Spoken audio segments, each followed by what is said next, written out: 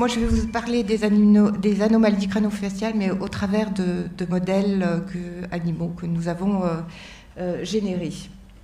Donc moi, je suis scientifique, je dirige une équipe de recherche à l'Institut Imagine, qui est dédiée donc aux pathologies squelettiques. Alors, je m'intéresse plus particulièrement aux maladies rares. Donc, ces maladies rares, aujourd'hui, elles sont bien définies, bien connues. On en a identifié 461 et associés à ces pathologies, il y a 437 gènes. Alors, parmi toutes ces familles de gènes, il y a une famille de gènes très importante qui est celle des Fibroblast Growth Factor Receptors, donc pour FGFR.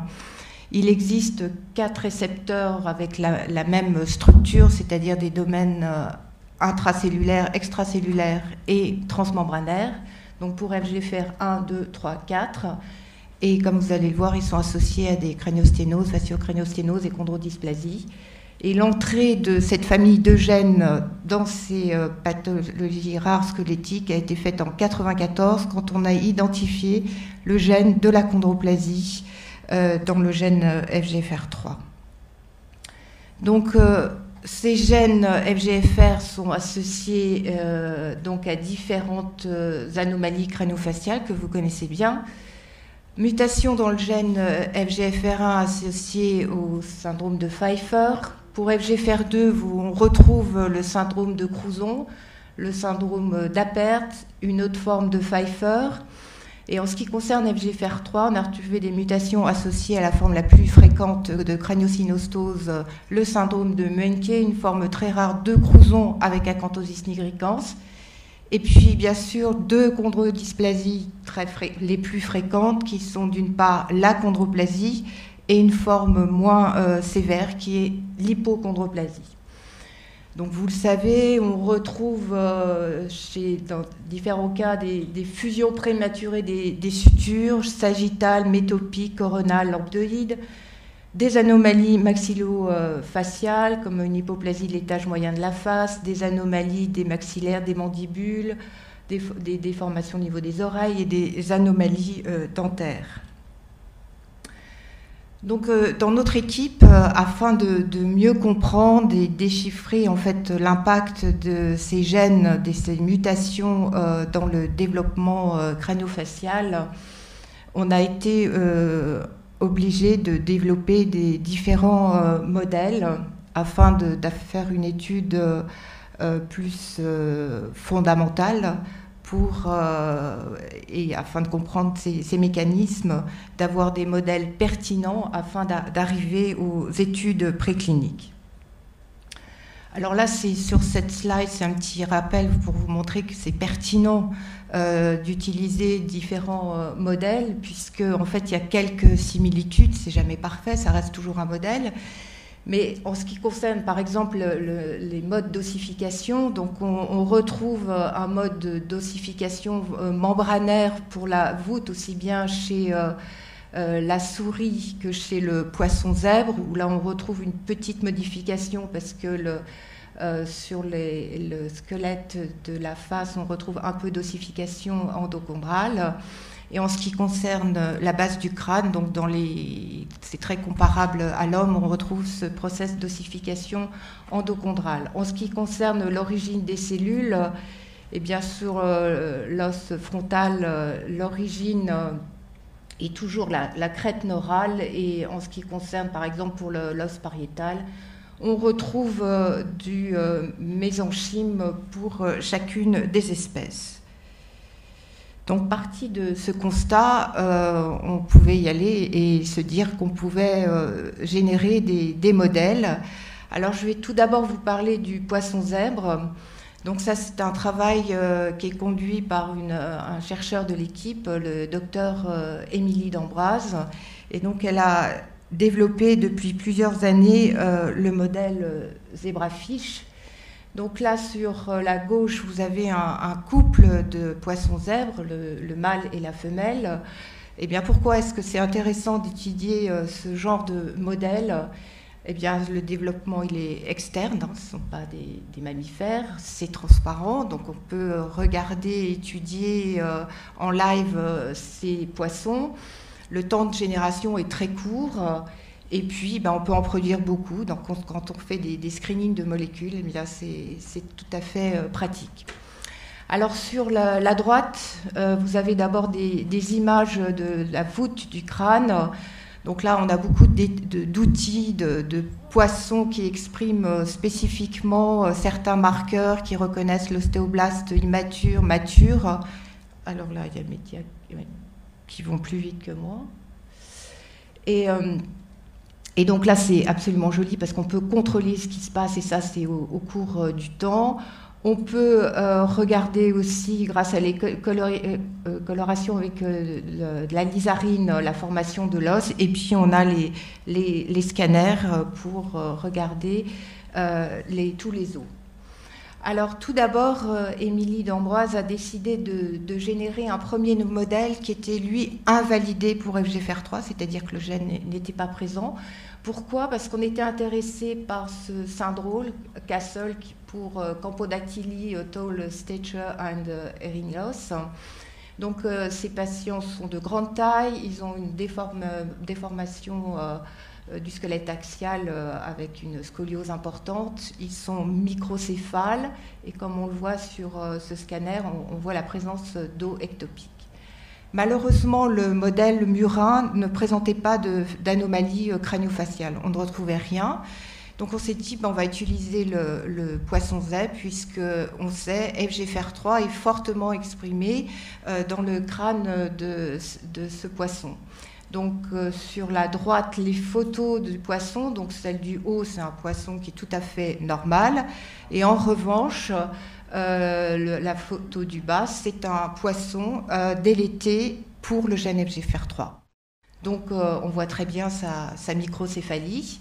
Et puis sur la droite, des photos de scanner, et en rouge, vous voyez des petits os ectopiques, tout à fait de façon similaire à celui qui a été observé chez l'homme.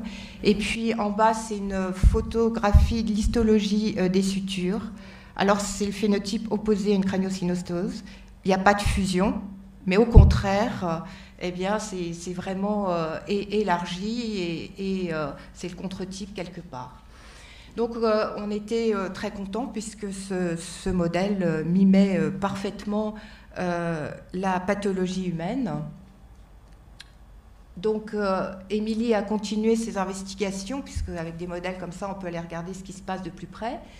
Donc elle a montré que la vitesse de la formation de l'os était fortement diminuée. Donc c'est ce que vous voyez sur la gauche. Vous voyez qu'il y a un trou béant, il n'y a pas de formation d'os. Puis on voit que la répartition des ostéoblastes est différente. Et donc elle a fait une étude plus approfondie qu'on voit sur la droite, où elle a regardé les différents marqueurs de l'ostéoblaste immature et mature. Et donc ça donne les résultats qu'on voit sur la droite, et elle en a conclu les 3 points suivants. Il y avait un retard de la formation osseuse, une inhibition de l'expansion des ostéoblastes immatures, et une inhibition de la différenciation des ostéoblastes immatures en ostéoblastes matures. Donc ces modèles nous donnaient une indication, en fait, quelque part, sur la fonction de ce gène au niveau de l'ostéogenèse. Et pour continuer, donc nous, en génétique, ce qui nous intéresse aussi, c'est de comprendre un peu les mécanismes, les interactions entre les différents gènes. Et donc elle a conduit une étude transcriptomique. Pour ça, elle a utilisé des techniques assez nouvelles qui sont le single cell, donc des analyses du transcriptome sur cellule unique. Donc elle a disséqué les cellules de la voûte, et elle a fait des tas d'analyses avec un logiciel qui s'appelle Sera, parce que vous verrez que ça a quelques petites similitudes, des petits points qu'on peut observer dans les tableaux. Et 3 points importants. Donc elle a conclu que ce récepteur régulait positivement la différenciation ostéoblastique, la différenciation des ostéoprogéniteurs et qu'ils avaient un rôle très important dans la matrice extracellulaire. Il y a beaucoup d'autres données et je vous invite à aller lire son article pour voir plus en détail tous les résultats qu'elle a publiés. Donc l'histoire continue dans l'équipe avec le poisson zèbre. D'une part, donc là je vous ai parlé d'un modèle où FGFR3 n'était plus exprimé, et donc là maintenant évidemment on va s'intéresser à un modèle où le FGFR3 est exprimé. Donc on a introduit une mutation responsable de la crâniosynostosis la plus fréquente, qui est le syndrome de Menke. Et donc notre objectif, c'est de comprendre le rôle et pourquoi il y a ces fusions prématurées des sutures, de comprendre le rôle de ce récepteur sur les ostéoprogéniteurs tardifs, l'ostéoblastie mature. Et en parallèle, Émilie développe un autre modèle zebrafish, c'est un modèle perte de fonction du gène FEX, qui, vous le savez, est associé à l'hypophosphatémie liée à l'X. Dans ce cas-là, on retrouve aussi, dans 60% des cas, des crâniosynostosis.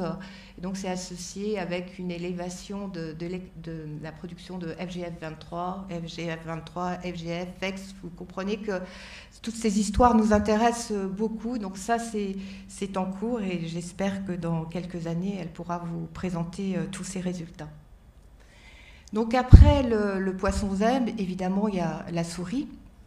Donc ça, c'est un projet que j'ai confié à Anne Maurice, donc, qui est chirurgien maxillofacial et qui fait sa thèse de science dans notre équipe. Et donc, je lui ai confié un nouveau modèle, qui était le modèle murin d'hypochondroplasie. Alors, voici une slide qui vous montre que le modèle que j'ai confié à Anne Maurice avait bien un phénotype d'hypochondroplasie. Donc, le phénotype est progressif. Vous voyez qu'avec le temps, le nanisme s'aggrave. On le voit aussi sur les courbes. Donc, la mutation qu'on a introduite dans ce modèle, c'est la mutation la plus fréquente de l'hypochondroplasie. On la retrouve dans 60% des cas. C'est une mutation qui est localisée dans le domaine tyrosine kinase de la protéine. Donc le sujet d'Anne Maurice a été tout d'abord de se dire je vais étudier les mandibules de ce modèle murin, de savoir comment elles sont formées au cours du temps. Donc c'est un travail qui est assez long parce qu'il faut colliger un grand nombre de souris à des temps bien précis. Donc elle l'a fait en anténatal, à la naissance, et puis comme vous le voyez jusqu'à 6 semaines. Et donc, on a réalisé des scanners et elle a fait une analyse morphométrique. Et comme vous le voyez ici sur cette figure, on a démontré que non seulement la tête était plus petite, mais aussi on a trouvé une réduction de la taille des mandibules. Et on pouvait en conclure que dans ce modèle, il y avait bien un prognatisme et une hypoplasie des mandibules, et ce phénotype est comme pour les os longs, il est tout à fait progressif et beaucoup plus grave à 6 semaines. Alors là, l'avantage d'utiliser des modèles, c'est qu'on peut aller voir un petit peu plus loin ce qui se passe. On peut inclure les mandibules et aller regarder au niveau du tissu s'il y a eu des modifications. Alors, on s'est intéressé à le cartilage de Meckel. Donc, c'est un cartilage, comme vous le savez, qui disparaît à la naissance. Et donc là, on a pu montrer que cette mutation activatrice perturbait en fait l'organisation du cartilage et principalement l'étape de différenciation des chondrocytes. Ces anomalies, on les retrouvait aussi au niveau du cartilage du condyle. On retrouvait comme ça aussi ces mêmes défauts, c'est-à-dire un défaut de différenciation. Alors, après, quand on a un chirurgien maxillofacial dans son équipe, on se dit, c'est peut-être une bonne opportunité pour étudier un autre aspect, pas forcément la formation, mais la réparation osseuse. Alors, Anne Maurice a mis en place dans l'équipe un protocole de fracture des mandibules. Donc, c'est ce qu'elle a réalisé. Et nous avons étudié donc le cal de réparation à différents temps, parce que ça, on connaît à peu près comment les choses, ça se répare avec entre le temps X où on fait le temps 0 où on fait la fracture jusqu'au temps 28 après la fracture où on sait que c'est tout à fait réparé. Alors là, brièvement, je vais vous présenter deux types de résultats qu'elle a obtenus. D'une part, l'analyse des micro-CT et puis une analyse histomorphométrique. Alors, pour ne pas vous montrer trop de graphes, on a décidé de montrer juste le temps 28, le dernier temps, parce qu'autrement on aurait passé beaucoup de temps. Mais Anne Maurice a étudié toutes ces étapes et c'est très important pour nous pour déchiffrer le mécanisme. Donc là, c'est les analyses du scanner, où là on montre, on peut évaluer avec le scanner la qualité de l'os, le bon volume sur le total volume. Et là, comme vous pouvez voir sur ces graphes, eh bien, il est toujours diminué de façon significative dans le modèle de l'hypochondroplasie comparé à la souris contrôle. En revanche, on notait qu'en ce qui concerne le volume du cal, quel que soit le temps après la fracture, on observait toujours la même chose, le même volume chez la souris mutée comparé à la souris contrôle. Donc là, je vous montre des analyses plus histomorphométriques de la résorption de la fracture, en quelque sorte. Donc, et là, ce qu'il est intéressant de noter, c'est que sur la figure avec la coupe du mutant, on voit cette partie rose, on voit que visiblement il n'y a pas d'ossification. Et là, sur la droite, avec une coloration un peu plus particulière, eh bien, on voit une présence de fibrose. Et donc, ce qui était très intéressant, donc on a pu conclure, ça on en a eu beaucoup, on a analysé pas mal de souris, et on a montré qu'il y avait un retard de réparation, enfin un retard de formation de l'os, et puis la présence de pseudarthrose dans au moins 60% des cas de nos souris. Donc à l'heure actuelle, on est en train de finir et puis d'essayer de comprendre comment les choses se passent, c'est-à-dire d'une part d'étudier la prolifération et la différenciation chondrocytaire. Donc Anne Maurice a aussi comparé les grades de réparation. Donc là, vous voyez que le grade 1, qui est un grade complètement réparé, on le retrouve que chez la souris contrôle, et qu'en revanche, le grade 4 associé à une pseudarthrose, on le retrouve exclusivement dans les souris exprimant une mutation FGFR3. Donc on peut conclure qu'effectivement, ce gène activé perturbe sérieusement le processus de réparation osseuse. En parallèle de ce travail, Anne Maurice a rapporté une étude qu'elle a faite avec Hossein Konsari chez l'homme, cette fois-ci, et pour comparer la forme des mandibules, et elle a pu montrer qu'il y avait une corrélation génotype-phénotype chez les patients exprimant des mutations FGFR2 et FGFR3. Donc je vous parle de FGFR2, juste cette dernière slide sur ce sujet pour vous montrer que aujourd'hui nous avons les souris Crouzon, donc avec une mutation dans le gène FGFR2, et qu'Anne Maurice est en train en ce moment d'étudier exactement la même chose, non seulement l'impact de cette mutation sur la formation osseuse, mais aussi l'impact ou non, enfin nous le verrons, de ce gène activé sur la réparation osseuse. Et donc nous allons faire les choses dans les mêmes conditions, ce qui nous permettra de comparer le rôle à la fois de FGFR2 et de FGFR3. Alors après cette souris, nous en avons une autre que nous chérissons et que nous étudions depuis pas mal de temps. C'est un modèle mimant la chondroplasie. Donc là quand même, je me permets de vous montrer des photos qui sont plus du squelette axial et après perpendiculaire. Juste pour vous rappeler que on a un modèle qui mime bien cette pathologie parce qu'on retrouve des anomalies vertébrale. On a mis en évidence des anomalies du disque qui viennent d'être apportées là, dernièrement dans un papier publié par l'équipe de Lariboisière. On montre un défaut chez les patients atteints d'achondroplasie du disque intervertébrale. Voilà. Bon. Donc, brièvement aussi, on a étudié le cartilage, puisque c'est associé à des chondrodysplasies. Donc, le cartilage est affecté. Donc là, il y avait une photo sur le haut. Donc, les photos du haut cartilage humain, fœtus atteint d'achondroplasie, donc grande désorganisation de la plaque de croissance. On retrouvait la même chose dans le modèle murin. En étudiant l'os, on avait observé une densité osseuse qui était fortement diminuée. Ça aussi, c'est rapporté aujourd'hui chez les patients atteints d'achondroplasie.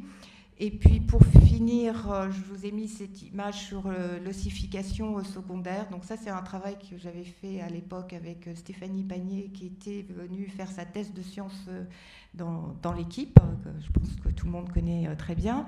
Et on avait vu sur notre souris qu'on avait un retard d'ossification secondaire. Donc ça nous a permis d'aller étudier en fait les radiographies des poignets des enfants atteints d'achondroplasie de la collection de Pierre Marotto.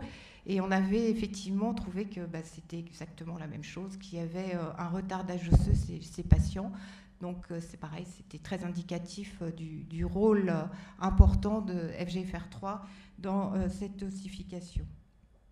Alors là, revenons à ce qui vous intéresse un peu plus, la tête. Donc là, c'est un travail que j'avais fait avec Federico Di Rocco. Et on a analysé donc les scanners des de nombreux enfants atteints d'achondroplasie, et puis on l'a comparé à notre souris. Donc au passage, vous pourrez remarquer que la souris mutante, elle a un crâne extrêmement bombé.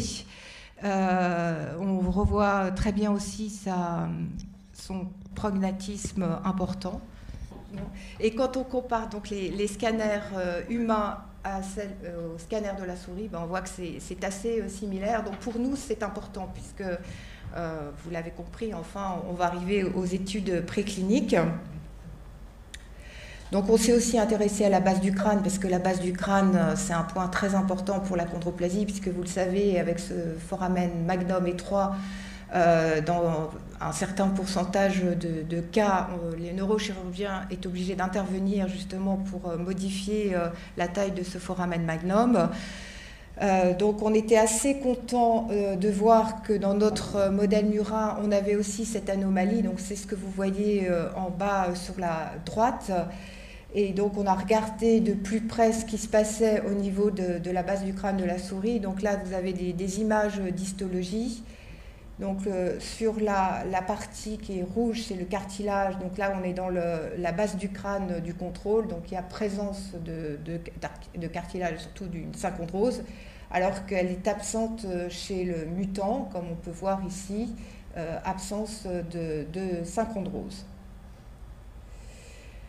Alors aussi, on s'était intéressé à l'oreille. Donc on avait étudié les osselets, on ne voyait pas de différence de forme. En revanche, un retard d'ossification, ce qui allait bien avec ce qu'on observait sur les os longs. Et là, j'ai conduit une étude avec la clinique de la souris à Strasbourg. Et là, on a fait passer des audiogrammes à nos souris et on montrait qu'elles étaient sourdes.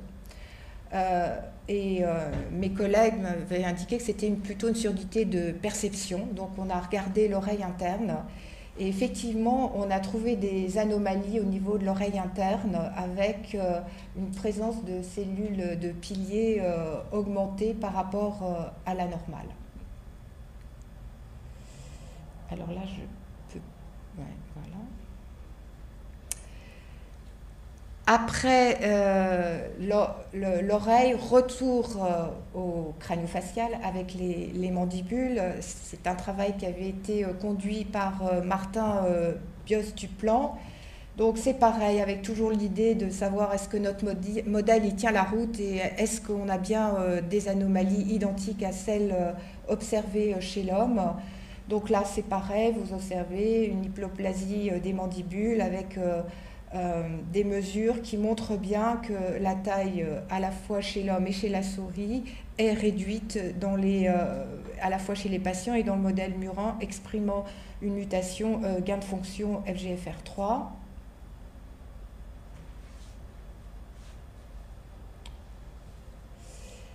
Les microscanners à la fois, enfin les scanners d'une part et les microscanners d'autre part, à la fois donc chez l'homme et chez la souris, montraient la même chose, c'est-à-dire ces anomalies qui sont assez comparables. Et donc, pour finir, Martin, à l'époque, avait aussi, lui, étudié le cartilage de Meckel en anténatal et le cartilage du condyle. Et là aussi, et ça va dans le même sens que les datas retrouvées dernièrement par Anne Maurice, qui avait un défaut de différenciation des chondrocytes hypertrophiques dans ces modèles. Donc l'ensemble de ces résultats nous amenait à conclure que finalement on avait un modèle tout à fait pertinent, et pas simplement au niveau crânio-facial, mais aussi du squelette axial et appendiculaire, et que non seulement l'ossification membranaire, mais également et endochondrale était perturbée dans ce modèle. Donc c'était une bonne occasion pour aller un peu plus loin et se lancer dans les études précliniques. Alors quand un récepteur comme FGFR3 est activé, c'est un récepteur à activité tyrosine kinase, et bien pour inhiber son activation, on a beaucoup de stratégies. Donc on peut utiliser un récepteur soluble, des aptamères, des anticorps anti-FGFR3, des inhibiteurs de tyrosine kinase, et je vais commencer par vous parler du peptide natriurétique C. Pourquoi? Parce qu'on sait que ce petit peptide se fixe à son récepteur, le natriurétique peptide récepteur, et qu'il est capable d'inhiber une voie en aval de FGFR3. Donc au lieu de cibler directement le récepteur, on cible une voie activée anormalement en aval de FGFR3. Donc ce petit peptide, le CNP22, il y avait un problème à l'utiliser puisque sa durée de vie était extrêmement courte, c'était de quelques secondes. Donc la compagnie américaine BioMarin s'est intéressée à cette stratégie et a décidé de générer un peptide beaucoup plus stable, donc un petit peu plus grand, 39 acides aminés, mais qui avait une demi-vie beaucoup plus importante et qui résistait aux endopeptidases et qui permettait en fait de faire des injections sous-cutanées de ce peptide à notre modèle murin. Donc nous avons conduit les études précliniques non seulement avec nos modèles cellulaires, avec des modèles ex vivo, mais aussi in vivo, comme vous pouvez le voir sur ces photographies. Donc la souris traitée par cette molécule, là, le peptide natriurétique est appelé BMN 111. On voit très nettement la modification de la forme de sa tête, la modification de ses pattes, et sur les radios, vous voyez la modification de la taille de ses fémurs et de ses tibias. Donc en 2012, toute l'étude préclinique était achevée. La compagnie BioMarin recevait l'AND pour passer en phase clinique. Et en 2014, le premier patient atteint d'achondroplasie recevait une injection de cette molécule BMN 111, appelée aussi vosoritide.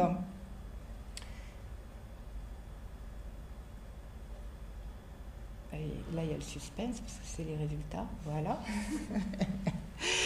Et donc en 2019 et 2020 étaient publiés les résultats de cette phase clinique dans New England et dans un Lancet, et rapportaient qu'après 3 années de traitement de ces enfants gagnaient 1,57 cm par année sur la croissance. Et enfin, donc, au mois d'août dernier, donc en 2021, l'Union européenne annonçait l'autorisation, donner l'ATU pour cette molécule qui s'appelle aujourd'hui le Voxzogo. Et donc c'est le premier médicament autorisé pour le traitement de l'achondroplasie pour des enfants âgés de 2 ans jusqu'à la puberté. Donc nos amis américains attendent, eux, l'autorisation par la FDA pour pouvoir aussi utiliser ce Voxzogo. Alors, je vais aller trop vite. Et donc pour finir, je vais vous parler d'utilisation des inhibiteurs de tyrosine kinase. Alors les inhibiteurs de tyrosine kinase donc, ont pour objet de cibler lui directement le récepteur, récepteur activité tyrosine kinase, grande activité, donc utiliser des inhibiteurs pour inhiber son action. Donc ça c'est aussi des travaux qu'on a conduits dans l'équipe.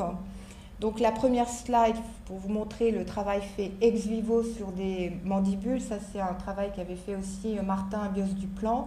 Donc là c'est assez facile, il y a une mandibule qui n'est pas traitée, l'autre est traitée avec cet inhibiteur et on avait observé qu'on modifiait la taille des mandibules et puis comme je vous l'ai dit à plusieurs reprises, ce cartilage de Meckel, le cartilage du condyle qui était perturbé par cette mutation, eh bien, on arrivait à rectifier ces anomalies. Alors là aussi, brièvement, les résultats obtenus. Donc les radiographies et les courbes vous montrent que là, on agit très fortement sur le squelette, non seulement axial, mais appendiculaire, avec des gains de croissance très importants. Et puis des images de la base du crâne. Donc là, on voit très nettement qu'on a été capable de modifier la taille de ce foramen magnum. Là, ce n'est pas des photos d'un contrôle et d'un mutant, c'est deux mutants. Un mutant non traité sur le haut et le mutant traité. Donc là, on voit la présence de la synchondrose que vous voyez ici colorée en rouge. Là, retour aux mandibules. Donc, on a étudié les mandibules des souris traitées avec cet inhibiteur tyrosine kinase, l'infigratinib. Donc là, on voit bien qu'on a modifié aussi la taille des mandibules et principalement, on a modifié le cartilage du condyle. Donc, qu'en est-il des essais cliniques avec l'infigratinib? On a achevé l'étude de préclinique en 2016 et dans la foulée ont été faits la phase 1 sur des volontaires sains. Et en 2020, en pleine période Covid, le premier patient atteint d'achondroplasie recevait le traitement avec de l'infigratinib, qui cette fois-ci n'est pas des injections sous-cutanées, mais c'est une prise orale de ce traitement, qui est quand même beaucoup moins lourd pour les patients. Et en mars 2021, la première petite patiente, parce qu'elle s'appelle Amandine Française, recevait ce traitement et avalait pour la première fois ce comprimé d'infigratinib. Donc cet essai multicentrique est associé l'Australie, les États-Unis, l'Angleterre, l'Espagne et la France. Donc c'est en cours et aujourd'hui tout se passe bien. Donc ça c'est comme on dit, la big picture sur les traitements de la chondroplasie. Donc une première molécule qui a reçu l'ATU, Vox-Zogo, et puis d'autres molécules qui sont en cours. Donc je voulais pas faire un catalogue, mais il faut le savoir. Donc il y a l'infigratinib, qui est développé par QED Therapeutics, le Transcon CNP développé par Ascendis, Recifercept par Pfizer, les aptamers par des laboratoires japonais et les anticorps anti-FGFR3 par Sanofi. Et puis demain, je peux vous dire, il y aura d'autres drogues qui sont testées aujourd'hui en préclinique et qui passeront peut-être en clinique. Donc j'espère vous avoir convaincu que avoir des modèles zébrafish ou de souris, c'est extrêmement important parce qu'avant tout traitement, il faut quand même essayer de comprendre comment on modifie la formation osseuse. Je retourne quand même en arrière parce que non seulement c'est la formation, mais aussi la réparation, parce que je pense que ça pourra aider aussi les chirurgiens, puisque aussi bien les neurochirurgiens que les chirurgiens maxillofaciales, ils interviennent sur ces patients. Et tout ça nous conduit à avoir des études précliniques qui sont beaucoup plus fortes et pertinentes. Et donc, pour finir, si j'arrive à avoir la dernière diapositive. Voilà. Bon, je voulais remercier encore Anne Maurice, qui, je sais, avait été soutenue par la filière avec l'impulsion recherche, donc on vous remercie.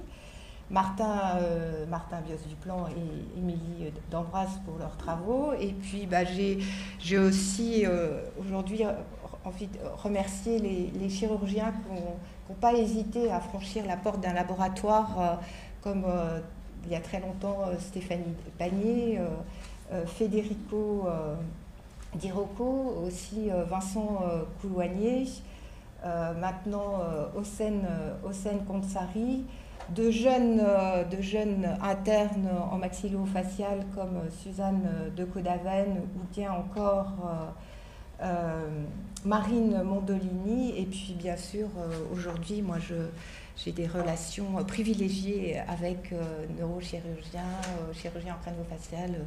Je pense à Giovanna Paternoster, à Eric Arnaud, et puis évidemment je continue à travailler avec tout le monde. Et puis je voulais juste finir pour vous dire qu'il y a un an, donc il y avait une de mes étudiantes qui soutenait sa thèse de sciences et j'avais invité Michel Zera, il faisait partie de ce jury et on avait eu beaucoup d'échanges très fructueux à propos de tous les résultats et pour nous scientifiques c'est très très important de pouvoir justement parler avec ces cliniciens et je pense que les inputs très pertinents qu'il avait vis-à-vis de nos travaux vont nous manquer. Voilà, je vous remercie.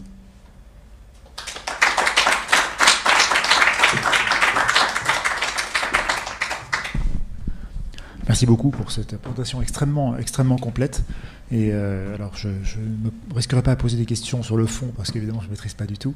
Mais c'est vrai qu'il est rare de voir, en plus de la science dure fondamentale effectivement sur l'animal, évoluer en fait, alors, après des années d'efforts, mais vers une application clinique. Enfin, ce n'est pas si fréquent d'avoir vraiment quelque chose. En plus, c'est une actualité très récente. Vous parliez de 2021 pour les premiers essais, effectivement, sur les molécules. Est-ce qu'il y a des questions dans le public ou en ligne, peut-être, pour Madame Le Gémalet? Alors, moi j'en ai une, mais vraiment de béotien.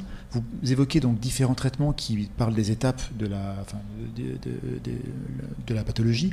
Est-ce qu'il est, alors c'est sûrement trop tôt, mais est-ce qu'on pourrait envisager des polythérapies, des plurithérapies? Est-ce qu'il y a une combinaison possible des molécules que vous avez décrites?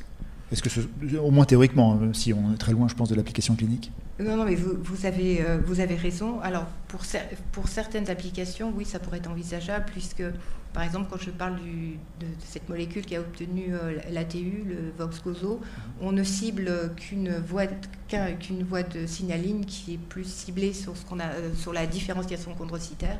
Donc, on pourrait peut-être envisager d'ajouter une autre molécule qui jouerait sur une autre voie. Oui, c'est possible. Et avec les modèles, nous, aujourd'hui, on est en train de tester des combinaisons. C'est ce qu'on fait, oui. D'accord. Est-ce que ça paraît intellectuellement intéressant d'essayer de potentialiser les effets de différentes molécules? Une question, Madame Abadi. Ah, une autre oui. Question béotien. Est-ce qu'il y a un modèle de gros animal chondroplasme? Parce que le problème de la croissance, c'est que par définition, c'est long. Nicolas va la reprendre. Donc, est-ce qu'on peut les tester, ces molécules un peu expérimentales, pour voir la croissance d'un gros animal à chondroplasme, ou est-ce que ça n'existe pas? Alors, je rappelle juste la question, oui. En fait. La question du professeur Abadi était, est-ce qu'il existe un modèle de gros animal pour tester, donc sur des croissances plus longues, ces molécules, par exemple? Oui. Alors, malheureusement, il n'existe pas de modèle, par exemple, le singe, le cynomolgus. Alors, on l'utilise toujours, puisque, en fait, on est là dans un boost de la croissance. Donc, à chaque fois, on a une étape où on utilise le singe pour tester la molécule, mais c'est plus au niveau toxicité. Et puis, c'est un petit peu comme on peut voir avec l'hormone de croissance, si on la booste, on arrive à faire grandir. Mais malheureusement, non, il n'y a pas d'animal, il n'y a pas de singe qui mime la chondroplasie. Et on a essayé aussi, parce qu'on pense toujours à certains modèles de chiens, en fait, tout petits, mais a priori, ce ne sont pas les mêmes mutations. Donc, non. On est obligé de faire la souris. Alors, l'avantage de la souris, c'est qu'en 4 semaines, elle est adulte. Il n'y a pas 14 ans à attendre. Donc, merci. Une dernière question, peut-être, je crois? Oui. Oui. Martin, ayant quelques connaissances en odontologie, avec une épouse qui est orthodontiste, Elvire Lenorcy, est-ce qu'il a regardé les dents? Pour une raison précise, c'est que dans les prognatismes, bon, il y a un effet base squelettique qu'on voit bien dans vos travaux sur le cartilage de croissance notamment. Mais à partir du moment où le verrou occlusal, c'est-à-dire où en fait la meilleure fonte mentonnière, c'est pour les dents du bas, les incisives du haut, c'est-à-dire à partir du moment où ça croise, il y a un blocage. Donc, en gros, est-ce qu'il y a un paramètre dentaire? Parce que tu as montré que chondrocyte, même combat qu'ossification ostéogénique directe. Donc, est-ce que par hasard, les dents ne sont pas aussi dans la boucle pathologique? Alors, je ne vais pas pouvoir répondre aujourd'hui, mais ce travail est à l'étude, non seulement avec l'équipe d'Ossen et de Martin. Et effectivement, là, en ce moment, ils sont en train de faire cette étude, justement, sur les dents des patients atteints d'achondroplasie. Donc, j'espère que dans 6 mois ou 1 an, ils pourront te répondre, mais c'est effectivement en cours d'étude. Merci. Merci beaucoup. Alors, je rappelle que toutes les présentations sont disponibles en replay, et si jamais il y a des questions effectivement qui arrivent secondairement, parce qu'on pourrait éventuellement vous les transmettre aussi, on fera le filtre. Mais... Pas de problème. Ok, merci beaucoup.